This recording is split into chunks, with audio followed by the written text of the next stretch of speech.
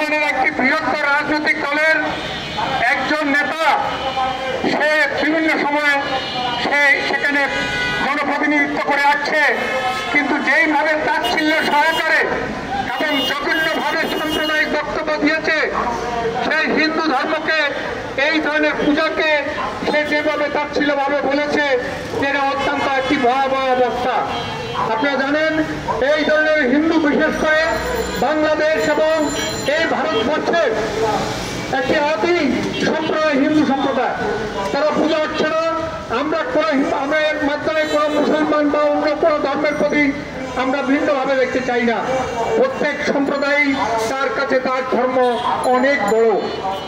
এমনকি যে আদিবাসী মানে ক্ষুদ্র নৃগোষ্ঠী, তারা যদি 200 পরিবারের একটি সম্প্রদায় মুক্ত হয়ে থাকে, তার কাছে তার ধর্মটি বড়।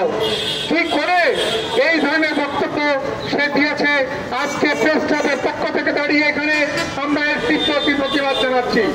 আমরা এখানে বলে দিতে চাই, যেখানে বিএনপি তাদের রাজনৈতিক কর্মসূচিতে তারা বলছে রেইনবো কর্মসূচি তারা পালন করবে, তার অর্থ হলো সকলকে ধারণ করবে, সকল সম্প্রদায়কে তার দলের ভিতরে অ্যাকোমোডেট করবে, সমমর্যাদা দিবে, এবং সেই একটি অবস্থা।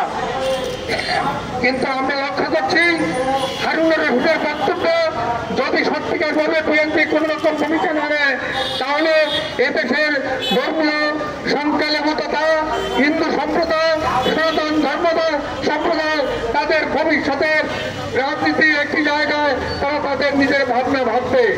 তাই আমি আজকে দাঁড়িয়ে এখান থেকে বলতে চাই, আপনাদের অত্যন্ত দুঃখের সাথে বলতে হচ্ছে যে স্বাধীনতা এবং তার পরবর্তী সময় এবং বিশেষ করে অন্তর্বর্তীকালীন সময়ে যে সরকারের বিভিন্ন রকম কর্মকাণ্ডে আমরা অত্যন্ত ব্যথিত, আমরা লজ্জায়, আমরা বিশেষ করে অন্তর্বর্তীকালীন সরকার এই তার 1-1.5 বছরে এই ধর্মীয় সংখ্যালঘুদের প্রতি কোন রকম সুবিচার করেনি। তারা এই পর্যন্ত কোন রকম কোনো কিছুতে এই ধর্মীয় সংখ্যালঘুদেরকে একীভূত করা, সংখ্যালঘুদেরকে সমমর্যাদা দেওয়া, সংখ্যালঘুদেরকে ভাবনা দেওয়া, কোনো কিছুই কিন্তু তারা করেনি। একটি সরকার, আমি আমাদের ঐক্য পরিষদের পক্ষ থেকে আজকের এখান থেকে এর তীব্র নিন্দা জ্ঞাপন করছি।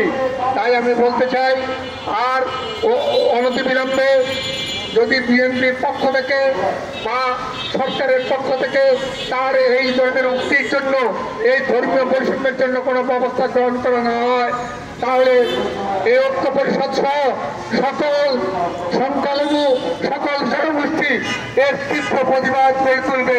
রাজপথে তার বিরুদ্ধে বিচারের আওতায় তাকে নেওয়ার জন্য আন্দোলন গড়ে তুলবে। আমি মনে করি আপনারা সকলে তার সাথে ঐক্যবদ্ধভাবে এই আন্দোলনে সামিল হতে হবে, এটা আহ্বান জানিয়ে